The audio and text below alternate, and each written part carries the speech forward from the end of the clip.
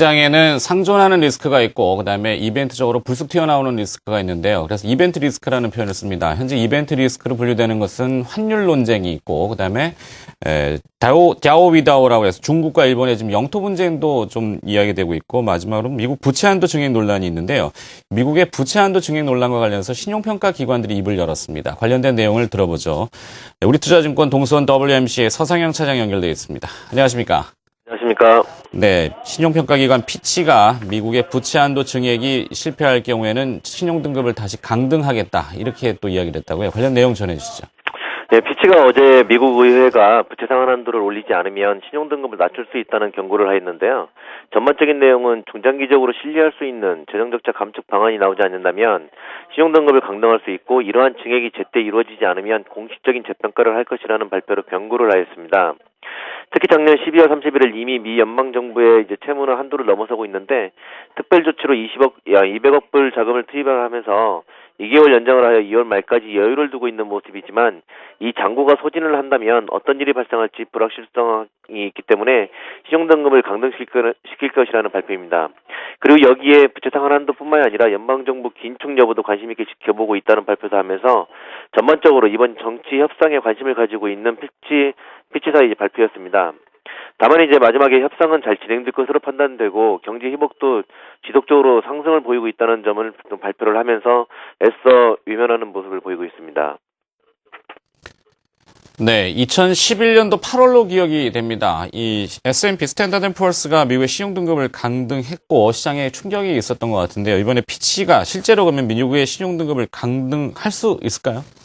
2011년 8월에 S&P가 미국의 신용등급을 강등했는데 당시 주된 코멘트는 정치적인 불안 때문이라는 발표가 있었습니다. 당시 공화당의 티파티 관련 의원들이 강경하게 대응을 하면서 문제가 더 불거졌었는데 이번 미국 대통령 선거와 같이 치러진 상하원 선거에서 티파티 관련 의원 수가 하원에서는 80명에서 59명으로 상원에서는 8명에서 4명으로 감소를 하였고 이들도 일사불란하게 움직이기보다는 작년 말 재정절벽 협상 관련 표결 시 하원에서 찬성 표결한 7명의 티파티 관련 의원들이 나오는 등 공화당 그리고 티파티 의원들의 분열 양상을 보이고 있다는 점은 2011년과는 좀 다른 모습입니다. 이러한 공화당 내의 분열은 1월 말 또는 2월부터 본격적으로 시작될 부채 상한 한도 협상에서 의외로 쉽게 풀릴 가능성도 있는 모습으로 이러한 흐름 속에 신용등급 문제도 그냥 문제일 뿐이라는 것으로 생각되어집니다.